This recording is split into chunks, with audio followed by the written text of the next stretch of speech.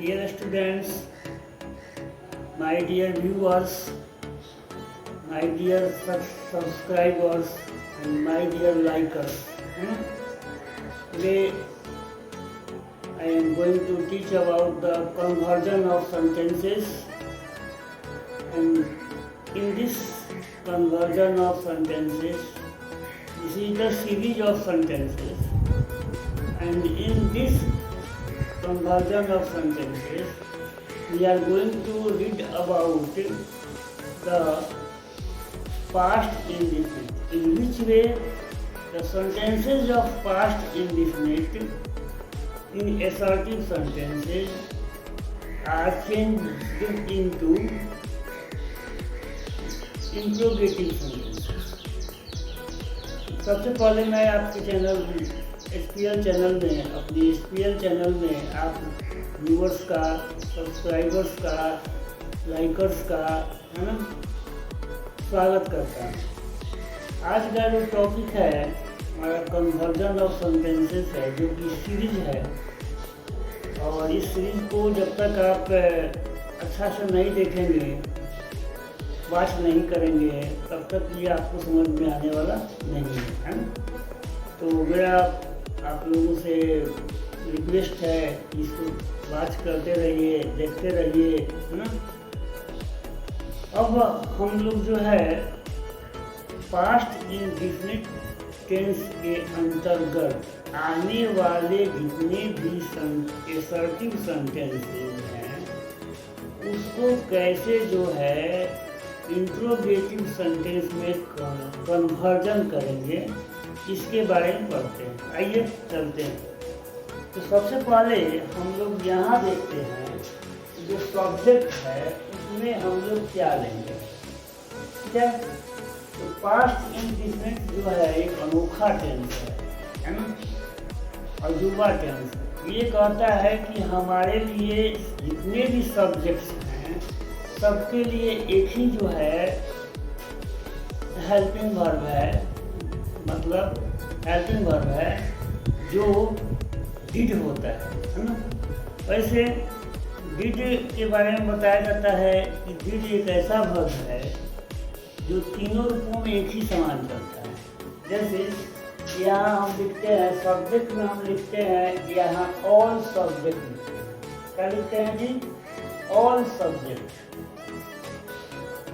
All subjects का मतलब होता है कि इसके पहले वाले क्लासेस में हम लोग पढ़ते आ रहे हैं, third person singular number, third person plural number, second person singular number, second person plural number, first person singular number, first person plural number, ये सब पढ़ते आ रहे हैं। लेकिन पास्ट इंडेफिनिट में ये सारे सब्जेक्ट्स के साथ एक ही रूल होता है ना, और उसमें हम लोग जो है डिड का प्रयोग करते हैं, ठीक है। तो इंट्रोगेटिव सेंटेंस जब हम लोग बनाते हैं तो उसमें हम लोग डिड का प्रयोग करते हैं, और पास्ट इंडेफिनिट टेंस में आप लोग जैसा कि जानते हैं कि कोई भी जो है हेल्पिंग वर्ब का प्रयोग नहीं होगा। पास्ट वैसे ही प्रेजेंट इंडेफिनिट टेंस पढ़ते हैं, उसमें भी हम लोग कोई हेल्पिंग वर्ब का प्रयोग नहीं करते हैं। जैसे कुछ ऐसे टेंसेज होते हैं जिसमें हम हेल्पिंग वर्ब का प्रयोग नहीं करते हैं, लेकिन जब इंट्रोगेटिव सेंटेंस बनाते हैं तो उसमें डू, डज या डिड लगा करके उसका इंट्रोगेटिव सेंटेंस बनाते हैं। तो ये चीज़ हुआ। अब चलते हैं कि पास्ट इंडेफिनिट टेंस में हम लोग जो पहचानेंगे कैसे कि पास्ट इंडेफिनिट टेंस है। तो एक शब्द होता है आइए। आपके यहाँ कोई पर्सन आता है, कोई आपके जो गेस्ट आते हैं, उसमें उनको बताते हैं कि आइए। आइए मतलब स्वागत है आपका। ये भी टेंस का पहचान जो है इसी में छुपा हुआ है, आइए में। जैसे कहा जाता है कि helping verb, main verb, principal verb, finite verb, सबके अंत में आ, ई और ए होता है। जैसे कि मैंने पढ़ा, सीता गाई, हम लोग पढ़े, इस वाक्य को जब हम लोग ध्यान से देखते हैं तो उसमें आ आता है, बी आता है और ई आता है। इसके लिए मेरा एक कोटेशन शब्द है, आइए इसको अगर आप याद रखिएगा, इसके past tense past indefinite tense को पहचान सकते हैं। अब हम लोग चलते हैं कि भाई ऑल सब्जेक्ट का शॉर्ट फॉर्म क्या होगा, तो यहाँ ए होगा, ठीक है जी।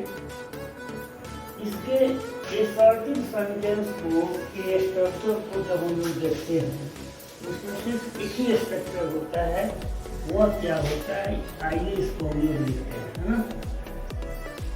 यहाँ जो होगा सब्जेक्ट लिखेंगे और नीचे लिखेंगे ऑल सब्जेक्ट, जितना भी सब्जेक्ट है दुनिया का, है ना, वो सारे के साथ जो है हम लोग सारे के लिए एक ही सब्जेक्ट, एक ही जो है शॉर्टकट फॉर्म होता है एस में ऑल सब्जेक्ट, है ना।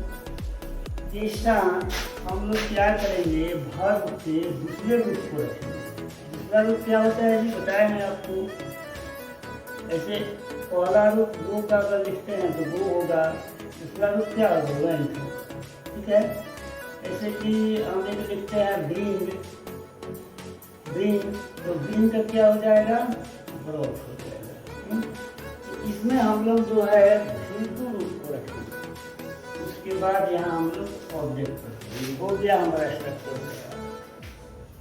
बताया था कि पास्ट इंडिफिनिट टेंस का जो स्ट्रक्चर है बहुत ही आसान है, ठीक है। ऑल सब्जेक्ट रखते हैं, ऑल सब्जेक्ट रखने के बाद वर्ब को दूसरे रूप में ट्रांसफॉर्म कर देते हैं और उसके बाद ऑब्जेक्ट को डाल देते हैं, ठीक है।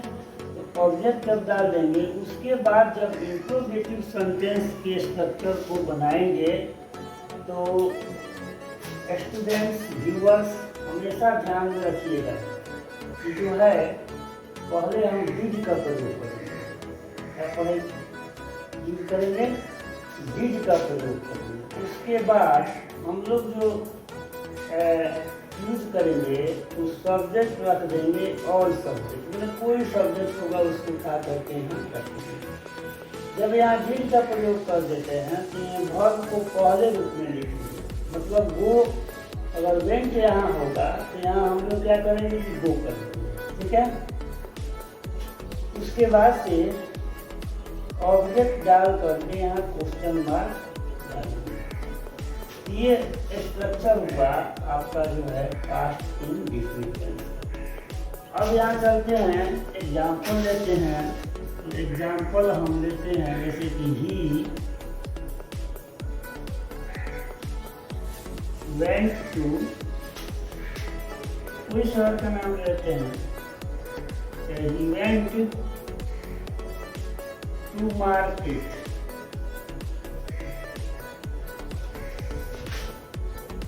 To buy green vegetable.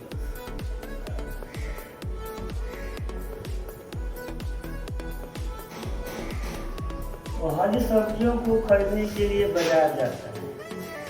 कौन, कोई आदमी है तो हरी सब्जी को खरीदने के लिए कहाँ जाता है जी, तो इस प्रकार से हम देख रहे हैं कि एक सेंटेंस लिया गया है, he went to market to buy green vegetables. वह बाजार जो है सब्जियों को खरीदने के लिए गया। दूसरा बात लेते हैं, they brought a car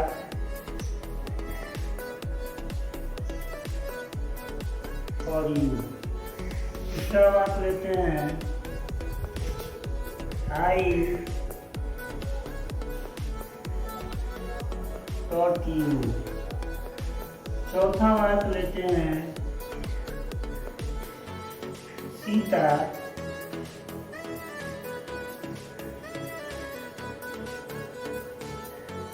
sang a song। इसके बाद में देखेंगे, यहाँ वेंट देख रहे हैं, यहाँ देख रहे हैं, ब्रॉथ देख रहे हैं, यहाँ टोट देख रहे हैं, यहाँ सैंड देख रहे हैं, ये सब वर्ब का दूसरा रूप है। ये यहाँ पर जो है सब्जेक्ट हो गया, वर्ब का दूसरा रूप यहाँ वेंट दिखाई दे रहा है। ऑब्जेक्ट में to market, to buy green vegetables हो गया, यहाँ पर सब्जेक्ट दे हो गया, वर्ब का दूसरा रूप ब्रॉट हो गया। A car for you, a car for you जो है इसमें क्या हुआ, आपका वर्ब का दूसरा रूप। आई टॉट यू, इस वाक्य में, इस सेंटेंस में टॉट वर्ब हो गया, वर्ब का दूसरा रूप हो गया। आई सब्जेक्ट हो गया और ऑब्जेक्ट यू। आइए इसको हम लोग जो है कन्वर्ट करते हैं, इसको हम लोग कन्वर्ट करते हैं। तो कन्वर्ट के लिए मैं बताता आ रहा हूँ कि सबसे पहले यहाँ डिट लिखा है, तो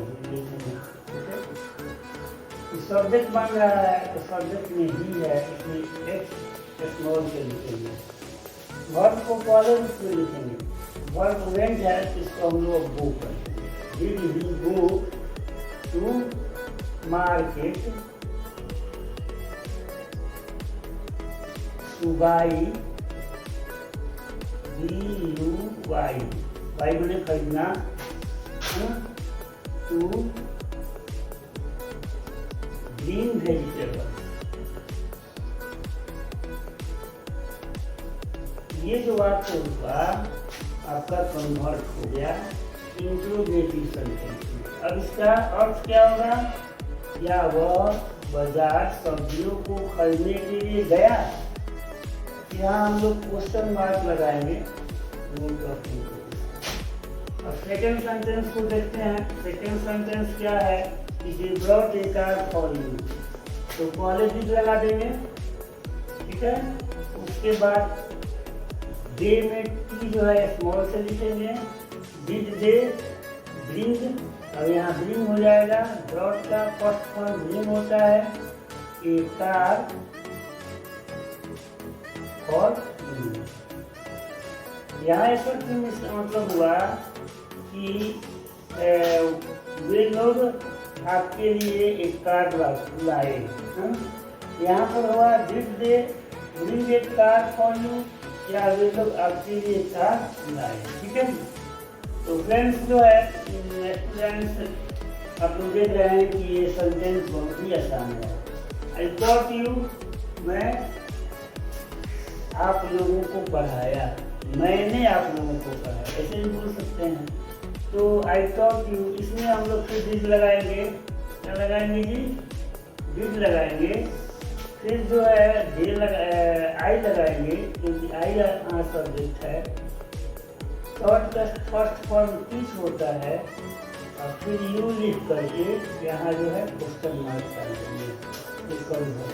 मैं आपको पढ़ाया, ये आपको हुआ। इसमें हुआ डिड आई टीच यू, क्या मैंने आपको पढ़ाया। नेक्स्ट है Sita sang a song, sing sang sung, ये भी चलता है। तो sang जो होता है बिल्कुल फॉर्म होता है। सीता ने गाना, सीता एक गाना गाई, तो यहाँ हो जाएगा did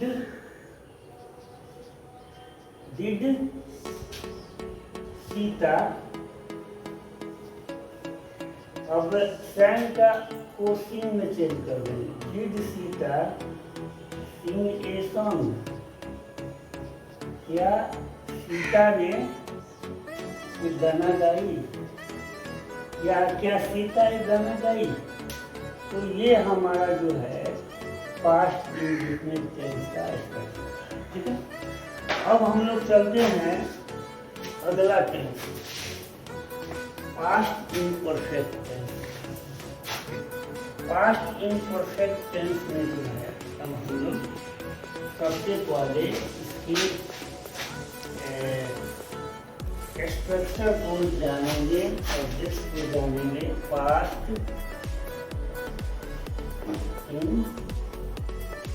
imperfect tense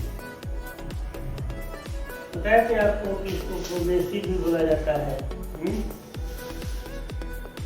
past progressive भी बोला जा सकता है, बोला जाता है ना, पास्ट प्रोग्रेसिव परफेक्ट टेंस। इसको स्टार्ट करने के पहले इसके आइडेंटिफिकेशन को हम लोग पहचानते हैं कि यह टेंस जो है कब यूज होता है। तो सबसे पहले हिंदी वाक्य में जो है, जब हम कहीं बोलने जा रहे हैं, किसी से बात करने जा रहे हैं, तो उस वाक्य में अगर हम यूज करने जा रहे हैं रहा था, रही थी, रहे थे, है ना, तो उस वाक्य बोलने के पहले हम जब इस टेंस का उपयोग करते हैं, तो रहा था, रही थी, रहे थे, इसका पहचान है ना, इसको याद रखिएगा। और अब हम लोग जो है इसमें कौन से सब्जेक्ट को रखेंगे तो इसके बारे में जानते हैं, ठीक है। जान लीजिएगा, इसका ये जो टेंस है प्रेजेंट इम्परफेक्ट टेंस से मिलता जुलता है। इस टेंस को प्रेजेंट इम्परफेक्ट टेंस से मिलाएंगे तो मिलता जुलता टेंस है। अंतर ये है कि केवल हम लोग ऑक्सिलरी वर्ब को बदल दें, ठीक है। उसमें इज आरएम लगता है, इसमें राजनीय लगाएंगे, इस चीज़ को ध्यान में रखिएगा। अब यहाँ पास्ट इम्परफेक्ट टेंस में सबसे पहले जो हम सब्जेक्ट को चुन रहे हैं वह थर्ड पर्सन सिंगुलर नंबर को चुन रहे हैं, ठीक है। थर्ड पर्सन सिंगुलर नंबर को सॉर्ट करने हम बताते आ रहे हैं TPS टेंस होता है। इसमें सब्जेक्ट ही होता है, ही होता है, इट होता है, दिस होता है, दैट होता है, फिर जो है सिंगुलर नेम्स होता है, सिंगुलर नेम्स होता है। और सिंगुलर नेम्स में आप लोग जानते हैं कि राम हो गया, सीता हो गई। अब इसके बारे में जानते हैं कि ही का मतलब क्या होता है, सी का मतलब क्या होता है, इट का मतलब क्या होता है, ये बताने की ज़रूरत नहीं है, आपको मैं बता चुका हूँ। यहाँ आप लोग ये समझेंगे कि ही के साथ जो हम ऑक्सिलरी वर्ब का यूज कर रहे हैं, ऑक्सिलरी वर्ब का यूज कर रहे हैं, वह क्या है। यहाँ वाज बने था, और यहाँ सी के साथ वाज का मतलब थी है, इसके साथ वाज लगाएंगे। यहाँ एक चीज का ध्यान में रखते हैं, दिस और दैट। जब इसके साथ हम प्रिंसिपल वर्ब लगाते हैं तो इसके साथ नाउन होना जरूरी होता है, ठीक है। केवल हेल्पिंग वर्ब लगा करके जब वाक्य शुरू करते हैं, दिस इज ए बॉय, है ना, दैट इज ए गर्ल, है ना, इसमें जो है हम हेल्पिंग वर्ब के साथ जो है सब्जेक्ट नाउन्स को नहीं देते। लेकिन जब भी फाइनाइट वर्ब का प्रयोग करते हैं, आपका मेन वर्ब का प्रयोग करते हैं, प्रिंसिपल वर्ब का प्रयोग करते हैं, तो दिस के बाद, दैट के बाद हमें जो है एक नाउन को देना अनिवार्य होता है। तो यहाँ जो है दिस जो है नज़दीक लगता है, नियर बाई में कोई वस्तु हो, सिंगल हो, तो उसके लिए दिस लगेगा। दूर होगा वस्तु, डिस्टेंट होगा, एक वस्तु होगा, तो हम जो है दैट। इसके साथ भी हम वाज का ही प्रयोग करेंगे, इसके साथ भी हम वाज का ही प्रयोग करेंगे, इसके साथ भी हम वाज का ही प्रयोग करेंगे, इसके साथ भी हम वाज का प्रयोग। अब जो है अगर फीमेल होगी तो उसमें ठीक कर देंगे, और मेल होगा उसके साथ था का प्रयोग कर देंगे, तो कोई दिक्कत नहीं। अब हम लोग चलते हैं इसके स्ट्रक्चर से। आइए इसके स्ट्रक्चर को पढ़ा जाए और समझा जाए, और इसको जो है आपको समझने के लिए जितने भी एग्जाम्पल्स बनाए गए हैं, इस एग्जाम्पल को हम जो है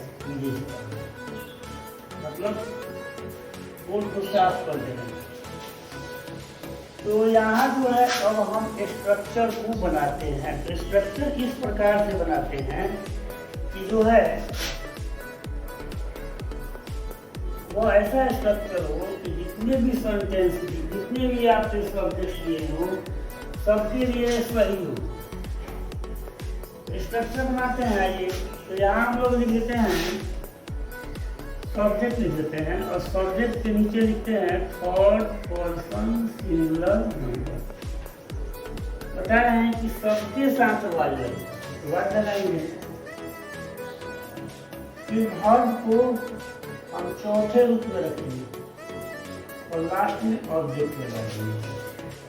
तो ये जो स्ट्रक्चर हुआ वो किस टेंस का हुआ, पास्ट इम्परफेक्ट टेंस का हुआ।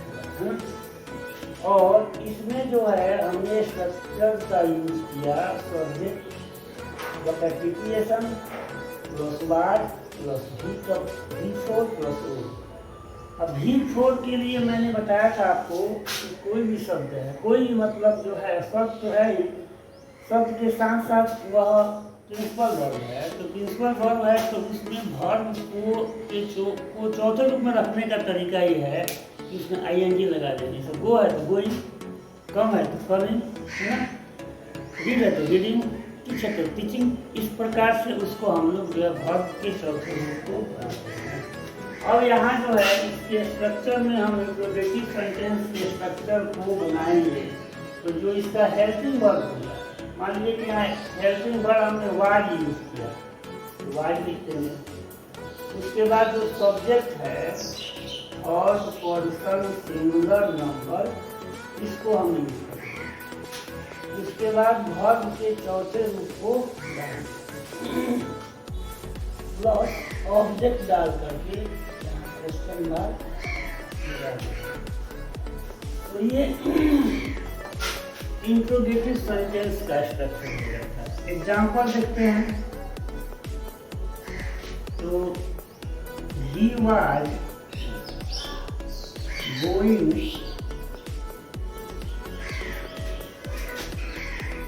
For some work. He was going there लगा देते हैं, ऐसा होगा he was going there for some work।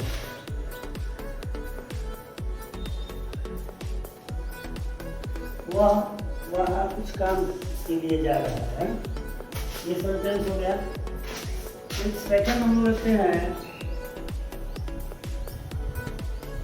he was going to the town to purchase या buy some books।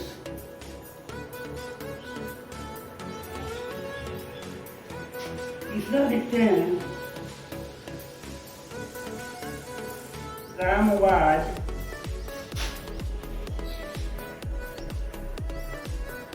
going to the forest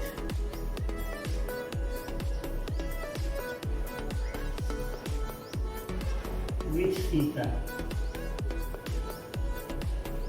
fourth sentence है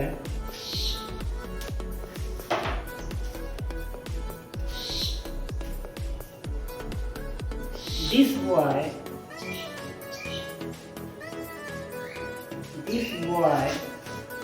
was coming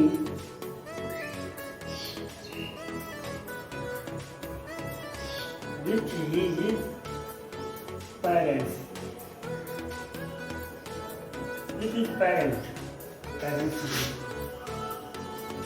ये हमारा sentence हुआ। आइए इसके हिंदी अर्थ को समझते हैं। He was going there for some work। वह वहाँ कुछ काम के लिए जा रहा है। She was going to the town to buy some books। वह बाजार जा रही, वह शहर जा रही है किताबों को खरीदने के लिए, है ना। Ram was going to forest with Sita. Ram Sita के साथ जंगल जा रहे थे। समझ थे लगे सॉरी, यहाँ भी होगा he was going there for some work। वह वहाँ कुछ काम के लिए जा रहा था लगाएंगे। She was going to the town to buy some books। वह जो है शहर कुछ किताबों को खरीदने के लिए जा रही थी।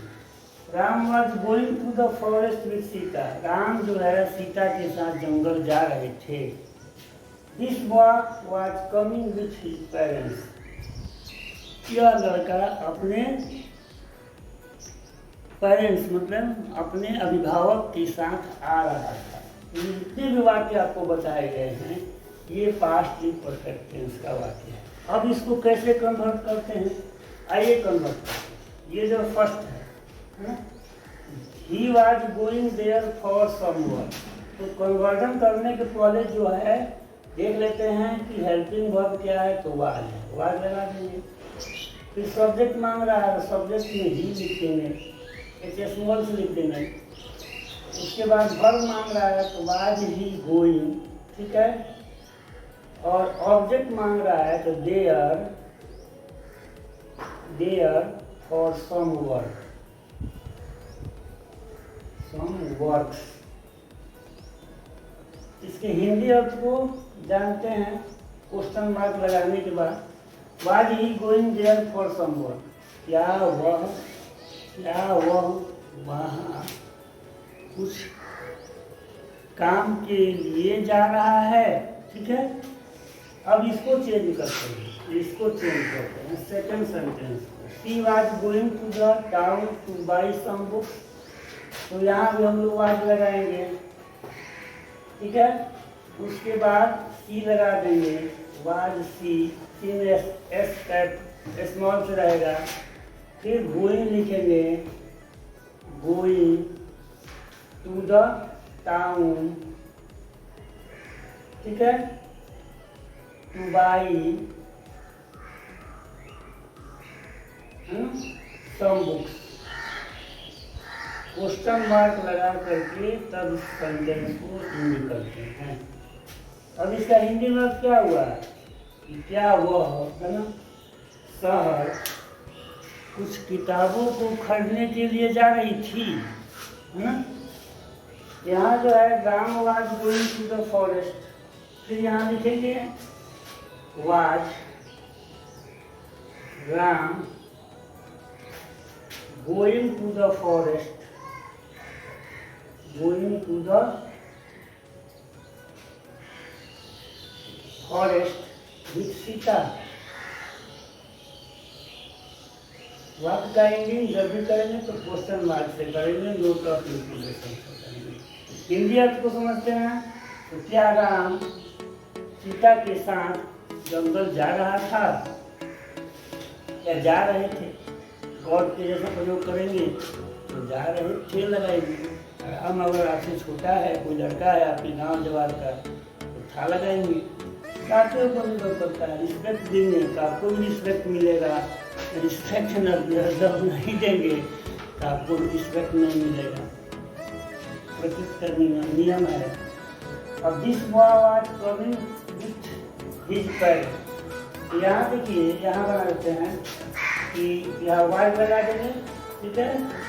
वाज दिस बॉय, इस बॉय को लिखेंगे दिस बॉय, ठीक है। कमिंग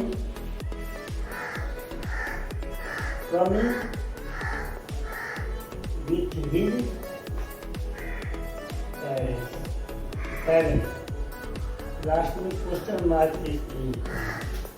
देखिए बहुत लड़के क्या करते हैं, मिस्टेक ये करते हैं कि वाज पहले भी लगा दिए, ही के बाद भी, सब्जेक्ट के बाद भी के बाद यहाँ सब्जेक्ट के बाद क्या करेगा जी, ये मुर्गी को कब तक कितना बार हलाल किया जाएगा, कितना में किया जाएगा, 100 बार किया जाएगा। वाज जब यह कर दिया तो लगाने की आवश्यकता नहीं, अगर लगाएंगे तो क्या हो जाएगा, सेंटेंस। यहाँ जैसे was Ram going to the forest with Sita, यहाँ बता रहे हैं कि was this boy coming with his parents. इसका अर्थ क्या होगा जी, इसका अर्थ ये होगा क्या राम, क्या यह लड़का अपने अभिभावक के साथ आ रहा था, ठीक है। तो ये हुआ आपके थर्ड पर्सन सिंगल नंबर का कन्वर्जन। कैसे जो है थर्ड पर्सन सिंगल नंबर वाले सब्जेक्ट को हम लोग जो है असर्टिव सेंटेंस से इंट्रोगेटिव सेंटेंस में बदलें। आइए अब हम दूसरे सब्जेक्ट के बारे में डिस्कस करें। ठीक है, दूसरा सब्जेक्ट जो है आपको मालूम है कि हम क्या लेने वाले हैं। दूसरा सब्जेक्ट जो हम लेंगे वह लेंगे थर्ड पर्सन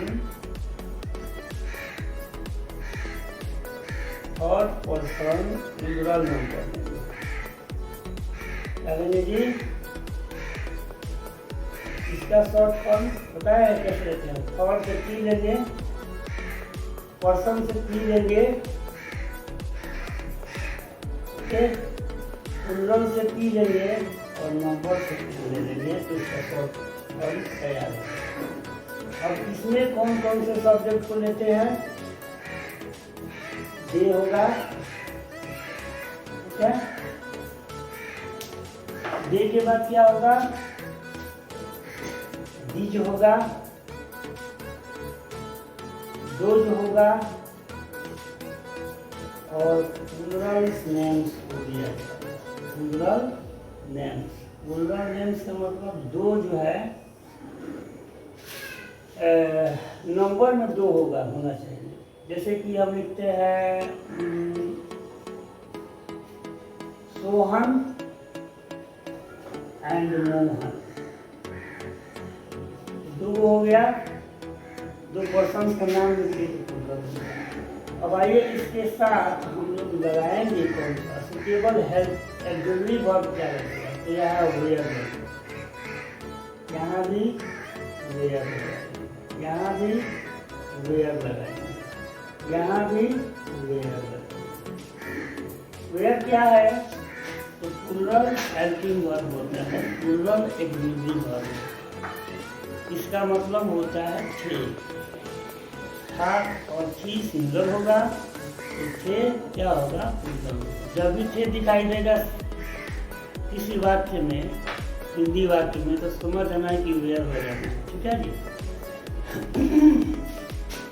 अब इसमें जो है, अब इसके स्ट्रक्चर को तैयार करते हैं। इसके स्ट्रक्चर को तैयार करते हैं तो सबसे पहले हम लोग असर्टिव सेंटेंस में क्या लिखेंगे? थर्ड पर्सन प्लूरल नंबर को ही हम लोग सब्जेक्ट बना देंगे। इसके बाद हम लोग वेयर लगाएंगे। क्या लगाएंगे? इस भाग के चौथे रूप को डालेंगे ऑब्जेक्ट। ये हमारा असर्टिव सेंटेंस का स्ट्रक्चर बन गया। अब क्या करते हैं? असर्टिव सेंटेंस के स्ट्रक्चर बनाने के बाद जस्ट इंट्रोगेटिव सेंटेंस के स्ट्रक्चर पर हम लोग कंसिडर करते हैं। तो यहाँ पहले हम लोग वेयर रखेंगे। क्या रखेंगे जी?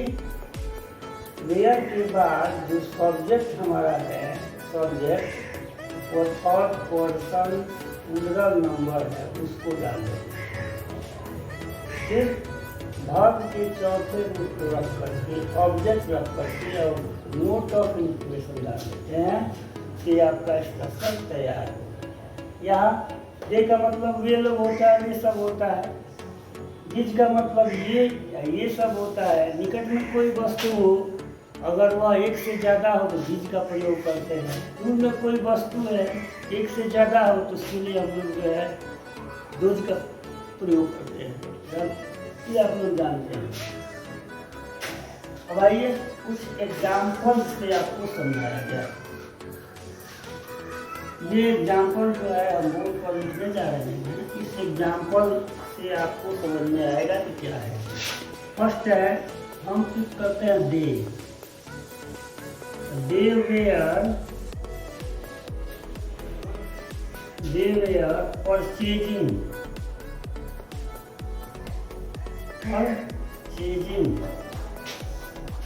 बुक्स। सिंपल बात, मतलब वे लोग किताबों को खरीद रहे थे। सेकंड बात लेते हैं, डे के बाद डिज लिखते हैं।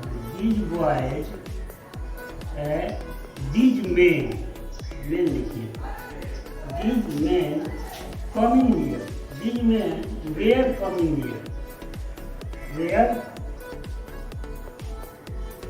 Coming here. इसका अर्थ हुआ कि ये व्यक्ति यहाँ आ रहे थे।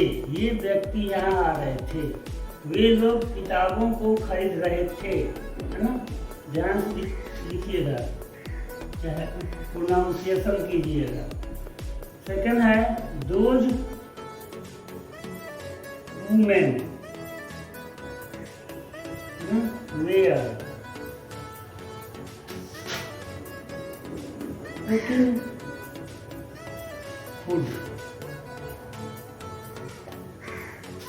वे औरतें खाना बना रही थी। फोर्थ है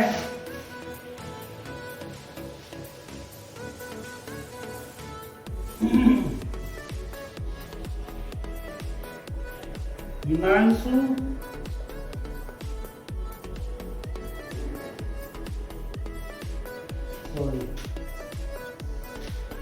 इसका उदाहरण लेते हैं। राम एंड सीता वेयर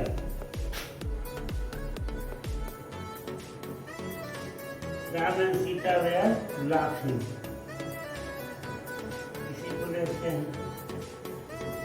इसका मतलब हुआ राम और सीता हंस रहे थे। ठीक है, तो 4 सेंटेंस को देख करके बताया गया कि ये चारों सेंटेंस में हम लोग जो है क्या इसका हिंदी में अर्थ बता चुके हैं आप लोगों को। चारों सेंटेंस का हिंदी में अर्थ है ना। फिर जब इंट्रोगेटिव में कन्वर्ट करेंगे तब इसके हिंदी अर्थ को एक बार और बताएंगे, तो आपका रिविजन हो जाएगा। फर्स्ट है दे वेयर परचेजिंग बुक्स। पहले वेयर मांग रहा है तो वेयर दे दीजिए, दे देते हैं। फिर सब्जेक्ट मांग रहा है तो दे लिख देते हैं। फिर जो है वर्ब मांग रहा है तो परचेजिंग लिख देते हैं। फिर ऑब्जेक्ट मांग रहा है तो बुक्स लिख देते हैं। फिर क्वेश्चन मार्क मांग रहा है तो क्वेश्चन मार्क लगा देते हैं। मतलब प्लस जो साइन है उसको हटा देते हैं। हमारा स्ट्रक्चर जो है तैयार है। Were they purchasing books starting में है दे वेयर परचेजिंग बुक्स। ये लोग किताबों को खरीद रहे थे। यहाँ पर क्या वे लोग किताबों को खरीद रहे थे। These men were coming here। तो इसको बदलते हैं पहले वेयर पहले लगाएंगे, these men लगा देंगे, ये स्मॉल से होगा। फिर जो है कमिंग जोड़ देते हैं। फिर यहाँ हियर जोड़ देते हैं। ठीक है, और क्वेश्चन मार्क लगा। इसका अर्थ हुआ कि ये व्यक्ति है ना यहाँ आ रहा था। क्या ये व्यक्ति यहाँ आ रहा था? इंट्रोगेटिव हो जाएगा। अब इसको चेंज करते हैं। ठीक है, इसको चेंज करते हैं। इसमें भी वेयर लगाएंगे। वेयर